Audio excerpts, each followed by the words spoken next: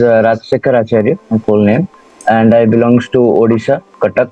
I started my music journey in 2015. 15 I have started my music journey, 15 to 16. सो जो first चीज आपसे मैं पूछना चाहता हूँ मिस्टर राज, आप भी एक म्यूजिक एजुकेटर हैं, लाइक यू टोल्ड अस कि आपने आरएसएल से अपनी ग्रेडिंग करी है। मैं आपसे एक क्वेश्चन पूछना चाहता हूँ कि आपको क्या लगता है कि जो अर्ली एज म्यूजिक एजुकेशन होती है वो कितनी इंपॉर्टेंट है हमारे स्टूडेंट्स के लिए? See, early age is very important because that time we don't know कि पियानो क्या होता था। 3-4 क्लास में तो हमको पता भी नहीं था पियानो क्या होता था, बस मैं सुनता था कि एक बजता है, बस इतना ही है। That time we don't know what is a piano, what is a bus. We know that it's a harmonium and it will play like organ like this. And हाँ, early age में सिखाने का फायदा क्या होता है कि पहले तो बच्चे को जितना वे में बिल्ड करो वो वैसे ही बिल्ड होगा अर्ली एज से। पहले बात तो है, जितना फाउंडेशन स्ट्रांग होगा वैसे ही स्ट्रक्चर बनेगा उसका। बस तो अर्ली एज में सिखाने का फायदा ये है कि उनका फिंगर्स जो होता है पहले तो प्रैक्टिस कर करके बहुत मैच्योरिटी आ जाता है, और वो जब 3 से आएगा 7th या 6th क्लास तक बहुत कुछ सीख गया होगा, क्योंकि उनका तो उम्र ही है वहां पर सीखना और खेलना कूदना, तो उनको वो डिफरेंट एक हिट करेगा। उनका पढ़ाई पे भी मन रहेगा, एक जगह फोकस करके भी बैठ पाएंगे, कंसंट्रेट करके ये कैसे प्ले हुआ उसका पैटर्न भी वो ढूंढ लेंगे अर्ली एज से सिखाने का। पहले तो फिंगर्स नहीं चलेगा अर्ली एज से, लेकिन वो अगर पूरा प्रैक्टिस करेगा तो वो फिंगर चलते चलते बहुत ही स्ट्रांग हो जाएगा, जो कि चाहिए एक्चुअली। अर्ली एज का ये फायदा है, और बहुत टाइम इनको मिलता है प्रैक्टिस करने का। एक चीज अगर हम अभी 10 बार प्रैक्टिस नहीं कर सकते, वो उनको 20 बार प्रैक्टिस कर सकते हैं, क्योंकि उनके पास उतना टाइम होता है, पढ़ाई का प्रेशर नहीं होता है। एंड इंडियन पेरेंट्स के मतलब हम पढ़ाई पहले करेंगे, उसके बाद ये म्यूजिक साइड में आप कर लो, उसके बाद कोई प्रॉब्लम नहीं है। पहले पढ़ाई कर लो, इससे क्या होगा, म्यूजिक से क्या होगा, वो ऐसा ही मेंटालिटी थोड़ा अभी चलता है। अभी के लिए भी मैं बोल रहा हूँ इंडियन पेरेंट्स के वक्त ये चलता है। मेरा तो मैं पर्सनली बोल रहा हूँ, मेरा पेरेंट्स को भी ऐसा था कि म्यूजिक करके क्या करेगा ऐसे। हाँ, तो अगर कोई पेरेंट सिखाना चाहते हैं अर्ली एज से तो बहुत अच्छा है सिखाना, क्योंकि उसका फिंगर्स का मैच्योरिटी बढ़ जाएगा, उसका वो एक एक धुन बजा बजा के उस टोन पूरा माइंड में फिट हो जाएगा कि हाँ ये सी बज रहा है, ये ई बज रहा है, पूरा पता चल जाएगा उसको। मतलब उसका जब माइंड मैच्योरिटी होगा, ये सॉन्ग सुनने लगेगा, पूरा पता चल जाएगा। तो आपकी बात से अगर मैं इसे कंक्लूड करना चाहूँ तो क्या हम ऐसे बोल सकते हैं कि उनके पास इतना टाइम होता है कि वो उनकी मसल मेमोरी में हर चीज इनबिल्ट हो जाती है? क्योंकि जब भी हम कोई इंस्ट्रूमेंट प्ले करते हैं तो जो सबसे पहला फैक्टर जो प्ले करता है उसे हम मसल मेमोरी बोलते हैं, कि आप आंखें बंद करके भी प्ले कर सकते हो, कि इधर उधर देख के भी प्ले कर सकते हो। फिर एट द टाइम हमें फोकस नहीं करना है, अच्छा यहाँ पे एफ है, ये ई है या क्या है। सो वी कैन से कि अर्ली एज में जब कोई भी बच्चे हमारे सीखना स्टार्ट करते हैं तो उनकी जो मसल मेमोरी होती है वो बहुत स्ट्रांग हो जाती है, क्योंकि एज पर जैसे आपने स्टेटमेंट्स बोला, सो उस अकॉर्डिंग उनके पास इनफ टाइम होता है उस चीज को प्रैक्टिस करने के लिए। बहुत प्रैक्टिस कर सकते हैं, मसल मेमोरी बन जाता है, रिदम सेंस आ जाता है, और वो सुन सुन के वो धुन भी अपने कान में फिट हो जाता है। क्योंकि पहला तो है वो म्यूजिक का ट्यून, जो कि हमको सुनना बहुत जरूरी है। अगर आप थोड़ा सा भी अगर कम सुन पाएंगे, वो फिर आप जान नहीं पाएंगे वो कौन सा स्केल पे है, कॉर्ड पे है। हाँ, तो प्रैक्टिस करने के लिए इनफ टाइम मिलता है, और मसल मेमोरी बनता है, और रिदम सेंस आ जाता है। ये तीनों बहुत जरूरी है। ओके, सो सेकंड चीज आपसे मैं सर पूछना चाहूंगा कि जब स्टूडेंट्स इन्वॉल्व होते हैं म्यूजिक लर्निंग में, वो यंग लर्नर्स भी हो सकते हैं या वो ऑर्डर्स भी हो सकते हैं, बट दोनों को ही नहीं पता होता है कि वो किस चीज से स्टार्ट करें। कहने का मतलब कि अगर उन्हें चूज करना पड़े कि वो इंस्ट्रूमेंट से स्टार्ट करें अपनी म्यूजिक जर्नी, या वोकल सिंगिंग सीख के स्टार्ट करें, या वोकल से इंस्ट्रूमेंट दोनों स्टार्ट करें, तो कहीं ना कहीं पेरेंट्स भी कंफ्यूज हैं, बच्चे तो बच्चे, उन्हें तो कुछ नहीं पता। So what is the best way to start as per you? वो इंस्ट्रूमेंट से स्टार्ट कर सकते हैं, वोकल से स्टार्ट कर सकते हैं, या इंस्ट्रूमेंट प्लस वोकल से स्टार्ट कर सकते हैं? पहले अगर वोकल से स्टार्ट करना चाहें तो वो कर ही सकते हैं, उसमें कुछ प्रॉब्लम नहीं है। लेकिन वोकल के साथ भी एक इंस्ट्रूमेंट लगता ही है उसको प्रैक्टिस करने के लिए, उसको उसका सरगम जानने के लिए उसका सारेगामा पे ही प्रैक्टिस करेंगे वो। तो एग्जैक्टली। मेरा रिकमेंडेशन है कि एक इंस्ट्रूमेंट से ही स्टार्ट करें, क्योंकि अगर वो इंस्ट्रूमेंट बजाएंगे उसके साथ भी वो गुनगुनाने लगते हैं थोड़ा, और वही गाने को थोड़ा वो माइंड में चलता है कि हाँ इसको मैंने ऐसे बजाया, उसको भी गुनगुनाने लगते हैं। तो एग्जैक्टली। उसी में ही उनका सॉन्ग का सेंस आ जाता है। राइट। उसके बाद अगर वो उसने वोकल को कंटिन्यू करे, अगर इंस्ट्रूमेंट सीखने के बाद या इंस्ट्रूमेंट के साथ भी, अगर इंस्ट्रूमेंट को 6 महीना प्ले किए, 8 महीना प्ले किए, उसके बाद स्टार्ट करे, वो इजीली सीख सकते हैं, क्योंकि उनको पता चल जाता है कि हाँ ये ऐसे जा रहा है, ये ऊपर जा रहा है, ये नीचे जा रहा है, ऐसे जा रहा है। तो बेटर मेरे अकॉर्डिंग तो इंस्ट्रूमेंट से ही स्टार्ट करना बेटर है। मेरे को तो वोकल इतना नहीं आता था, फिर भी इंस्ट्रूमेंट प्ले कर करके उसको गुनगुना के थोड़ा बहुत वोकल आ जाता है, सुर पे ही आ जाता है वो, क्योंकि ये तो सुर वो नहीं लग रहा है सेंस तो मैं। आप अगर जैसे मैं बोलूं कि वो जब सीखना स्टार्ट करते हैं किसी इंस्ट्रूमेंट से, सो वो जो एक सेंस ऑफ म्यूजिक होता है वो धीरे धीरे इनबिल्ट आ जाता डेवलप है। स्टार्ट हो जाता है। हाँ ओके। जी जी। जी। सो और आपने अगर वो जैसे बताया कि आप आरएसएल से आपने ग्रेडिंग करी है, सो ऑब्वियसली आप भी शीट्स नोटेशन को रीड करते होंगे। सो जब हम जी जी बच्चों की बात करते हैं तो क्या उनके लिए एकदम नेसेसरी है कि they should learn how to read and play, और they can start without learning staff sheet और sheet notation and they can learn from Indo western like C D E F? Western के according वो पहले से ही बच्चों को दे देते हैं कि स्टाफ को रीड करना सीखो, भले बहुत टाइम लग जाए, उनको बहुत टाइम लग जाए, 6 महीना लग जाए, 1 साल 2 साल लग जाए, लेकिन रीड करना। जी। हमारा क्या होता है कि according to the western, staff के नीचे हम उनका नोटेशन लिख लेते हैं, Exactly. वो उसको देख के प्ले करना सीखते हैं। हाँ। ठीक है, वो भी चलेगा, कुछ प्रॉब्लम नहीं है, क्योंकि बच्चों को भी थोड़ा पकड़ने को टाइम लगता है। वो पहले मैं रिकमेंड करूंगा कि पहले वो ऐसे सीख सकते हैं। उसके बाद जो पहले क्या हो ना, 3-4 क्लास, क्या 2-3-4-5 क्लास तक भी थोड़ा सा उनको जल्दबाजी रहता है कि मैं खेलूंगा कूदूंगा, ठीक है, और ये नहीं बज रहा है तो वो बोर हो जाते हैं, उसी टाइम ही बोर हो जाएंगे, नहीं ये मुझसे नहीं हो रहा है, वो छोड़ देंगे, वो लूज कर लेंगे। हमारे अंदर तो वो ये होता है कि जुनून होता है कि हम हाँ ये क्यों नहीं हो रहा है तो करके देखेंगे, उस टाइम वो नहीं होता है, उसका माइंड इतना मैच्योर नहीं होता है।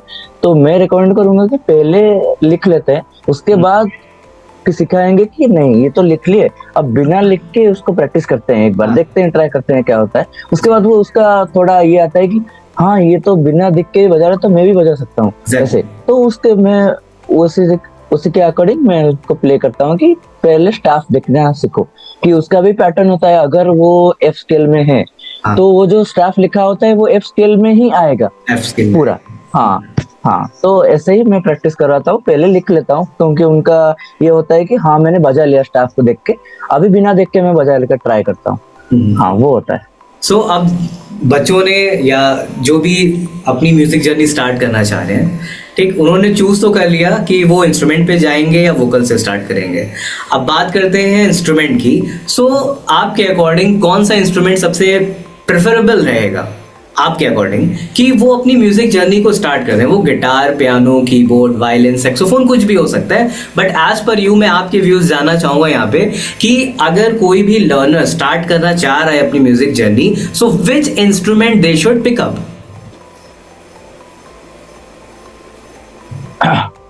मेन क्या होता है कि मोस्ट डिमांडिंग अट्रैक्टिव होता है गिटार। Guitar, exactly. हर बार वो लीड लेके ही जाता है गिटार। मेन तो गिटार ही होता है, सबको गिटार सीखना ही होता है। अफोर्डेबल होता है प्राइस में, इजी टू हैरी होता है, हैंडी होता है, कहीं भी कैरी करके ले सकते हैं। पियानो इज द लेजीएस्ट, वो एक जगह बैठेगा, उसका कनेक्शन चाहिए, ये कीबोर्ड चाहिए, हाँ वो चाहिए, हैंडी करना भी थोड़ा मुश्किल है कैरी करना। तो लेकिन सबसे इजीएस्ट है पियानो, सबसे इजीएस्ट सीखने के लिए तो पियानो ही है। 3-4 क्लास के या 1-2 क्लास के बच्चों को अगर गिटार थोड़ा सिखाएंगे तो पहले तो फिंगर्स पेन करने लगेगा, पहला तो है। मेरे अकॉर्डिंग तो पियानो सीखना चाहिए, लेकिन अगर उनका इंटरेस्ट है गिटार सीखने में तो इंटरेस्ट पूरा लेके ही सीखे गिटार, क्योंकि अगर थोड़ा सा भी दर्द होगा तो वो बस 4-5 दिन के बाद वो उस पर कुछ भी फील नहीं होगा, उसके बाद फिंगर टिप पे कुछ भी फील नहीं होगा। आप अगर प्ले करो, वो 5 या 14 दिन का दर्द आपको सहना पड़ेगा, उसके बाद आप गिटार ट्राई कर सकते हो, वायलिन ट्राई कर सकते हो। वायलिन बहुत अच्छा इंस्ट्रूमेंट है। ओके, तो सितार एक पूरा अभी ट्रेंडिंग पे आ रहा है, सितार पूरा। अभी सितार भी बहुत अच्छा इंस्ट्रूमेंट है। जी। बस यही है कि आपको कोई भी, आप पियानो भी प्ले करने जाओ, फिंगर्स दर्द होता है, तो सब में आपको थोड़ा सा पेन सहना पड़ेगा। आप किसी भी इंस्ट्रूमेंट से स्टार्ट करते हो, कुछ भी प्रॉब्लम नहीं है। बस अच्छा, स्ट्रिंग बस यही कि इंस्ट्रूमेंट को आप, प्ले करने में मोस्टली स्टार्टिंग में जो आप प्रॉब्लम बता रहे हो पोर्स वाली, वो पोर्स प्रॉब्लम हर स्ट्रिंग इंस्ट्रूमेंट को प्ले करने में होगी स्टार्टिंग में। तो वायलिन होगा, पेन तो सितार बियर होगा। करना ही पड़ेगा, चाहे वो कोई बच्चा सीखना स्टार्ट करे या वो कोई बड़ा सीखना स्टार्ट करे। जब वो पेन बर्दाश्त करने का एबिलिटी हो गया, then they can learn that instrument also, क्योंकि हर स्ट्रिंग इंस्ट्रूमेंट पे हमें होल्ड तो करना ही है पोर्स से। वही है कि मैं रिकमेंड करूंगा कि गिटार सीखिए, लेकिन वो थोड़ा सा दर्द होगा तो उसको बस कर दे, नहीं नहीं ये कुछ नहीं हो रहा है, ये मिट जाएगा कुछ देर बाद। बस ये माइंड रख के सीखिए। पेरेंट्स को भी मैं बताना चाहूंगा मैं, कि अगर वो बच्चा बोल रहा है कि दर्द हो रहा है, तो जी। बोलेगे कि थोड़ा सा बहुत दर्द होगा, उसके बाद तो आपको पता भी नहीं चलेगा वो दर्द हो रहा है कि नहीं। हाँ जी। लेकिन कोई भी इंस्ट्रूमेंट से आप सीख सकते हैं, सब इंस्ट्रूमेंट सेम है। बस यही है कि पियानो का बजाने का स्टाइल थोड़ा अलग है, गिटार का अलग है। बस पियानो में बस कीज होता है एंड गिटार में स्ट्रिंग्स होता है। और वायलिन कुछ भी सीख सकते हैं, हारमोनियम सीख सकते हैं, सितार सीख सकते हैं। सितार थोड़ा सा और डिफिकल्ट है, सितार भी सीख सकते हैं। जी। और फ्लूट सीख सकते हैं। फ्लूट अगर कोई भी सीख ले तो उसका वोकल स्ट्रॉन्ग कुछ नहीं। ओके। आजकल एक बहुत ही ट्रेंडिंग पैटर्न ऑफ म्यूजिक या जॉनरा ऑफ म्यूजिक पॉपुलर है, जिसे हम रैप बोल रहे हैं, जो मोस्टली एक कंटिन्यूअस बीट पे लेके बहुत ही अच्छे से लिरिक्स के साथ वो सब खेलते हैं। सो आज की जो एक यंग जनरेशन, जैसे अभी हमारी सिटी में शायद परसों या एक दिन पहले हनी सिंह जी का लाइव कॉन्सर्ट हुआ था एल्डिको साइड पे। सो जितने भी ये रैपर्स के मोस्टली जो कॉन्सर्ट्स होते हैं, लाइव कॉन्सर्ट्स होते हैं, सो वहाँ पे मोस्टली जो गैदरिंग होती है वो यूथ की होती है। 90 to 95% यूथ ही होता है। सो आपके अकॉर्डिंग मैं आपसे पूछना चाहूँ कि अगर youth most of the time ये रैप या फिर जो फास्ट म्यूजिक है या जिसे हम एनर्जी बूस्टिंग म्यूजिक बोलते हैं, वो सारे ही स्टार्ट कर रहे हैं सिर्फ उसी को सुने, सो क्या ये उसके लिए अच्छा होगा? नहीं, ये अभी का जनरेशन पे आप बोल सकते हो कि वो तो अट्रैक्टिव है ही, क्योंकि हनी सिंह तो इनका पैटर्न अलग है, पॉप रैपर्स है वो। Exactly. और जो रफ्तार, इक्का, ये सब रफ्तार और एमिवे, ये सब तो हिप हॉप रैपर्स है। Exactly. Maximum hip hop rappers अभी सुन रहे हैं, क्योंकि उनका बीट ही तगड़ा होता है पूरा। पूरा ऐसे ये पूरा लगता है, तो उनका बीट कनेक्ट कर जाता है, पूरा हिट कर जाता है उनका बीट पूरा। तो अभी तो पूरा वो लिरिक्स को भी इजीली समझ जाते हैं वो क्या बोलते हैं। अभी वो कभी कभी उनको जो बच्चे तो नहीं सुनते, हाँ बच्चे भी अभी सुनने लगे हैं। मैक्सिमम 7, 8, 9 क्लास सुनते हैं पूरा। तो उनको कनेक्ट करता है कि हाँ ये एक पूरा बूस्ट मिल जाता है उनके लिरिक्स से, हाँ मैं ये करूंगा वो करूंगा। लेकिन मैं को रिकमेंड करूंगा कि म्यूजिक से सुनना स्टार्ट करो, रैप से नहीं, क्योंकि वहाँ म्यूजिक तो कम होता है, लिरिक से ही वो खेलते हैं और बीट से खेलते हैं, म्यूजिक नहीं होता है वहां पर। मैं रिकमेंड करूंगा कि पहले गाने सुनना स्टार्ट करो, उसके बाद आप हिप हॉप पे जाओ। वो मूड फ्रेशिंग के लिए होता है, वो पूरा अलग के लिए होता है, आप उसको भी सुन सकते हैं। डिफरेंट जॉनरा एक्सप्लोर करना चाहिए, ब्लूज, जैज, ये सब एक्सप्लोर करना चाहिए। हाँ, और कभी कभी रॉक्स भी सुनना चाहिए। क्लासिकल मेन है, क्लासिकल पहले क्लासिकल आप सुनेंगे, इतना दिमाग का इतना शांति मिलेगा आपको, बस वो वहां पर नहीं है, वो हिप हॉप में बस। ओके, सो अब हम किड्स से हट के थोड़ा सा ऑर्डर्स में आते हैं। और सबसे पहली चीज़ जो मैं आपसे पूछना चाहूँगा, आज का बहुत ही ट्रेंडिंग टॉपिक है, हर जगह हम देख रहे हैं सभी लोग मोस्टली वर्क लाइफ बैलेंस जैसे टॉपिक को डिस्कस कर रहे हैं।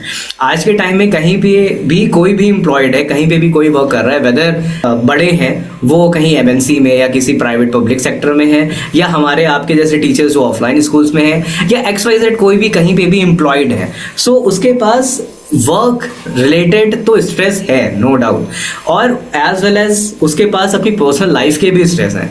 सो ये दो स्ट्रेस है, उससे जो एक अजीब तरह की हमारे ब्रेन में खिचड़ी पकती है, उस स्ट्रेस को म्यूजिक के साथ कैसे हम बैलेंस कर सकते हैं अपनी लाइफ में, म्यूजिक को इन्वॉल्व करके हम अपने इस जो ये वर्क और लाइफ का बैलेंस है इसे हम कैसे मेंटेन कर सकते हैं? जी, वर्क लाइफ बैलेंस तो इंडिया में थोड़ा सा तो मुश्किल है, क्योंकि वर्क लाइफ बैलेंस मेंटेन करते हैं लोग, बहुत मेंटेन करते हैं, उसका म्यूजिक को भी उतना टाइम देते हैं, अगर आप कोई एमएनसी में टाइम जॉब कर रहे हैं तो 9 घंटा तो फिक्स है आपका। एट 8 आवर्स 9 आवर्स तो फिक्स है आपका। 10 बजे जाएंगे, 6-7 बजे आएंगे। उसके बाद अगर आपको पेशेंस है कि थोड़ा सा मैं आके रेस्ट करके, 1 घंटा रेस्ट करके, खाना पीना खा के, अगर मैं म्यूजिक को टाइम देना चाहता हूँ, तो आप अगर 1 घंटा भी म्यूजिक को टाइम दे रहे हैं आपका मन की शांति के लिए, मन की शांति के लिए म्यूजिक प्ले करेंगे, वो तो एक्सरसाइज ही होगा, मतलब आपका एग्जैक्टली। प्रैक्टिस भी होगा, वो भी होगा। जी। आप मैं म्यूजिक पे बजाना ही चाहता हूँ, और उसके बाद अगर आपको टाइम है, अगर कोई अकेला रहता है तो थोड़ा डिफिकल्ट है, क्योंकि उसको आके खाना बनाना पड़ता है। अगर कोई खाना बनाना नहीं, तो अगर बाहर से खाना खा के आ गया तो ठीक है। अगर वो कोई घर पे अगर रहता है, अगर पास में ही घर है, एमएनसी में काम करता है, तो वो आराम से वो म्यूजिक को टाइम दे सकता है। अगर 1 घंटा उसने निकाला, इजीली आप बैठोगे, पियानो प्ले करोगे या वोकल सिंग करोगे, उसके बाद पूरा बहुत अच्छा लगेगा। और जो बाकी जो रात है, 2-4 घंटा होगा पूरा खाने के टाइम तक, वो पूरा अच्छे से ही चला जाएगा। लेकिन वर्क लाइफ बैलेंस मेंटेन करना थोड़ा जरूरी है, क्योंकि पहले अभी रूटीन क्या होता है ना एमएनसी में, बस 7 घंटे आएंगे ये लोग आके, थोड़ा सा 1 घंटा जो रेस्ट करेंगे, 1 घंटा के बदला 2 घंटा 3 घंटा हो जाएगा। वो फोन देख के, रील्स देख के बस टाइम चला जाएगा, फिर सो जाएंगे खा पी के थोड़ा। उसके बाद सेम रूटीन। तो सेम रूटीन कौन ऐसे ही करके, वो लगता है कि प्राइवेट जॉब बेकार है, ठीक है, ऐसे ही लगता है। लेकिन आप अगर उसको मेंटेन करना सीख पाएंगे, थोड़ा बाहर घूम के चले आए के बाद थोड़ा सा आप अगर म्यूजिक प्ले करते हैं, तो म्यूजिक प्ले कर लिए तो बहुत अच्छा लगेगा आपका वर्क लाइफ बैलेंस। ओके। आपकी इसी आंसर पे मैं आपसे एक चीज़ पूछना चाहूँगा। आप भी as a music teacher involve हैं किसी एक स्कूल में, और आपको भी हाँ एक्सपीरियंस है ऑफलाइन स्कूल्स में वर्क करने का। सो मेरा भी एक्सपीरियंस रहा है, तो उस एक्सपीरियंस के बेसिस पे एक क्वेश्चन पुटअप ये करूँगा कि मोस्टली जो म्यूज़िक टीचर, एक्टिविटी टीचर्स, ये जो स्कूल्स में होते हैं, हम लोग जब वर्क करते हैं, तो वहाँ पे हमें म्यूज़िक टीचर कम एज ए प्रॉक्सी या सब्स्टिट्यूट टीचर ज़्यादा देखा जाता है। क्या ये एक्सपीरियंस हाँ आपको है? हाँ हाँ, तो डेफिनेटली। इसी चीज पे, इस एक्सपीरियंस पे, क्या हमारा जो एम्प्लॉयमेंट होना चाहिए या जो वैकेंसीज आती है उसमें क्या टैग चेंज कर दे, music teacher with proxy teacher needed? नहीं नहीं, एक्चुअली ऐसा ही होता है कि जो टीचिंग स्टाफ होते हैं, उनको थोड़ा ज्यादा प्रायोरिटी मिलता है कि ये हाँ ये तो टीचिंग स्टाफ है, सर है, ये तो पढ़ाते हैं सबको, ये तो एक्टिविटी सर है, तो उनका काम है तो एक्टिविटी वो जो करना है करें, इसमें क्या है। और इनको इतना इम्पोर्टेंस नहीं मिलता जितना टीचिंग स्टाफ्स को मिलता है, जितना बेनिफिट्स टीचिंग स्टाफ्स को मिलता है। मैं टॉरिन से हूँ तो मैं लेकिन डीएवी के लिए ही काम कर रहा हूँ। जी तो जी। पहले पहले क्या होता था कि डीएवी में पहले जब हम आए, इतना इम्पोर्टेंस कोई अगर पीटी सर, वो भी तो एक्टिविटी सर है, पीटी सर, गेम सर, ये जो होता है एक्टिविटी सर है, वो एग्जैक्टली। भी इतना इम्पोर्टेंस नहीं देते थे। हाँ। और वैसे ही हाँ हेलो सर गुड मॉर्निंग करके वो ऐसे करके इग्नोर करके चले जाते थे। और प्रिंसिपल मैम भी थोड़ा थोड़ा इग्नोर करते हैं, हाँ ये तो म्यूजिक सर है, क्या है इसमें इतना इम्पोर्टेंस, वो जो लेवल का जो मतलब क्या अटेंशन होता है, वो हम नहीं पा पाते थे। लेकिन अगर आपको अटेंशन पाना है, अगर उस लेवल का आपको भी रिस्पेक्ट मिले, तो आपको प्रूव करना पड़ेगा वो सब। हमने 2-3 बार प्रूव किया है ये सब कि हम टॉरेंस का जो बैटल ऑफ द बैंड्स हुआ था, उसमें हम थर्ड आए थे, सेकंड रनर अप। जी। तो हाँ वो भी थोड़ा रिस्क ले रहे थे कि उनको मतलब कोलकाता जाने के लिए पैसा भी तो चाहिए होगा, तो वो स्कूल देता है कि हम स्कूल के बच्चों को लेके जाएंगे बैटल ऑफ द बैंड्स में। हाँ तो वो थोड़ा सा ले रहे कि साइन करे न करे, थोड़ा भरोसा नहीं पा रहा था। लेकिन एक दिन वो रिहर्सल हमारा देख लिया, पता नहीं वो ऐसे भरोसा करके हमको दे दी, पूरा पूरा फुल भरोसा करके दे दिया। हमने भी प्रूफ करके देखा है कि हाँ ऐसे ऐसे था, तो इसलिए हम थर्ड आए, लेकिन ट्रॉफी लेके आए थे उस टाइम। हाँ तो इसीलिए उनका उसी टाइम से ही हो गया। एक दिन वो क्या हुआ था, जनवरी 26, उसमें भी हमने एक अच्छा परफॉर्म किया, पूरा पैरेड के साथ हमने पूरा बैंड प्ले किया। उस टाइम से तो पूरा पीटी सर और उनका रिस्पेक्ट लेवल पूरा ज्यादा बढ़ गया हमारे के लिए। हर दिन आते हैं तो सर कैसे है, पूरा ऐसे। तो आपको प्रूफ करना पड़ेगा, प्रॉक्सी टीचर्स नहीं माना जाते, अगर आपने प्रूफ किया तो ये। लेकिन हर स्कूल में ऐसा ही होता है कि म्यूजिक टीचर को थोड़ा सा लो देखते हैं। वो ये है कि लाइक हाँ मोस्टली एक्टिविटीज के टाइम पे, एनुअल इवेंट के टाइम में, कॉम्पिटिशन्स के टाइम में सबसे ज्यादा रोल है। उसके बाद पूरे ईयर फिर स्टडीज स्टडीज करो आप। और वो इवेंट आपने बहुत अच्छा कर दिया, तो फिर आपके पूरे साल जलवे हैं। चल रहे हैं। हाँ ये, अरे ये पता है, ये सारे ये तो पूरा नेक्स्ट लेवल शिकायत है, इनका क्या परफॉर्मेंस था। बस आपको प्रूव करना पड़ेगा हर चीज में। Okay, so last question mister Raj आपसे मैं पूछना चाहूँगा कि आप क्या सजेशंस देना चाहेंगे हमारे जो नए बच्चे हैं जो अभी सीखना स्टार्ट कर रहे हैं, जो अभी 4 to 16 ईयर्स के हैं, उनके लिए आपके सजेशन क्या रहेंगे अगर वो अपनी म्यूजिक जर्नी स्टार्ट करना चाह रहे हैं? देखिए, अगर अभी जो बच्चे हैं अगर म्यूजिक स्टार्ट करना चाहें, तो पहला ये कि आप जब प्रैक्टिस करोगे वो बोर ही लगेगा आपको, क्योंकि पहले आपको एक्सरसाइजेस ही प्रैक्टिस करना है। जी। मैं सब टीचर्स को यही बोलना चाहूंगा कि अगर वो पढ़ा रहे हैं, सिर्फ एक्सरसाइज ना दें, बीच में के कोई गाने दे दें और ये दे दे, ताकि वो उनको लगे कि पेरेंट्स का ये होता है कि अगर बच्चा सीख रहा है तो उनको 1 वीक में रिजल्ट चाहिए। उनको किस को चाहिए कि 1 वीक में बच्चा सब सीख जाए, 1 वीक 2 वीक्स में सब सीख जाए। तो अगर उनके घर में रिलेटिव्स आए होंगे और उन्होंने बता दिया कि मेरा बच्चा पियानो सीखता है, गिटार सीखता है या क्या सीखता है, तो वो बोलेंगे कुछ बजा के दिखाओ। और उस टाइम गाना नहीं सीखता होगा तो वो एक्सरसाइज प्ले करेगा, और क्या है ये क्या प्ले कर रहा है, हमको कुछ समझ में नहीं आ रहा है। तो उसी बीच में एक छोटा मोटा गाना दे दीजिए ताकि लगे कि हाँ बच्चा सीख रहा है, क्या बजाया उसने, बहुत अच्छा। हाँ, तो गाने दे दीजिए कि ताकि बच्चा सीख जाए। लेकिन मैं यही बोलना चाहूंगा, अगर कोई छोटा बच्चा अभी सीख रहा है या 5, 6, 7 क्लास कोई भी सीख रहे हैं अभी, तो जो सीख रहे हैं उसी पे फोकस कीजिए। क्योंकि अगर आपने पियानो प्ले करके 6 महीना या 3 महीना भी प्ले कर लिया, गिटार पे आ गए, थोड़ा देख लिए भी, वो अट्रैक्टिव लगेगा ही आपको। लेकिन आप अपने इंस्ट्रूमेंट पे फोकस कीजिए, क्योंकि बहुत सारे इंस्ट्रूमेंट है जो आपको अट्रैक्टिव लगेगा, लेकिन उसको पूरा प्रोफेशनली सीखने में ही टाइम है। अगर आप 2 इंस्ट्रूमेंट सीख सकते हैं, मैं तो बेस्ट रिकमेंड करूंगा कि एक इंस्ट्रूमेंट सीखो। अगर आप एक इंस्ट्रूमेंट प्रॉपरली सीख जाए तो आपके लिए सारे इंस्ट्रूमेंट इजी है। बस यही है कि प्लेइंग का पैटर्न अलग होता है सारे, लेकिन सारेगामा सेम ही होता है सब में। तो सब इंस्ट्रूमेंट इजी है। आप मैं यही रिकमेंड करूंगा कि जो इंस्ट्रूमेंट सीख रहे हैं उसी पे ही फोकस करो। और दूसरे इंस्ट्रूमेंट आप सुन सकते हो, क्योंकि सुनना जरूरी है सबका। ड्रम्स भी सुन सकते हो, रिदम सेंस लेना जरूरी है। गिटार का स्ट्रमिंग पैटर्न भी एक रिदम सेंस होता है, वो भी सुनना जरूरी है। सुनो, अगर ट्राई करना चाहो तो ट्राई कर सकते हो, लेकिन पूरा इसको छोड़ के वहां पर शिफ्ट मत हो जाना। जो इंस्ट्रूमेंट सीख रहे हो उसको प्रॉपरली करो, क्योंकि पियानो का एक लेवल होता है, सोलो पियानो कहते हैं उसको बहुत लोग सुनने आते हैं, बहुत लोग देखते हैं। गिटार पे भी सोलो होता है, पियानो का भी बहुत सारे पार्ट्स होते हैं, बहुत अच्छा लगता है जी। तो मैं बोल रहा हूँ कि जो इंस्ट्रूमेंट सीखे उसी पे ही फोकस डालिए, बहुत अच्छा है। मैं ये रिकमेंड करूंगा, पेरेंट्स को भी ये रिकमेंड करूंगा। अगर आपको बच्चा बोल रहा है कि नहीं मुझे ये छोड़ के गिटार सीखना है, नहीं, आप उसी पे ही फोकस कीजिए बस। Okay, so thanks lot mister Raj for accepting our invitation. आपने हमें अपना टाइम दिया और आपने अपनी नॉलेज एंड अपना एक्सपीरियंस जो शेयर किया, उससे हमारे जो व्यूअर्स होंगे कुछ ना कुछ जरूर सीख के जाएंगे। जय हिंद, जय Bharat. Thank you so much. Have a good day. For more details, visit www.88studiolko.com.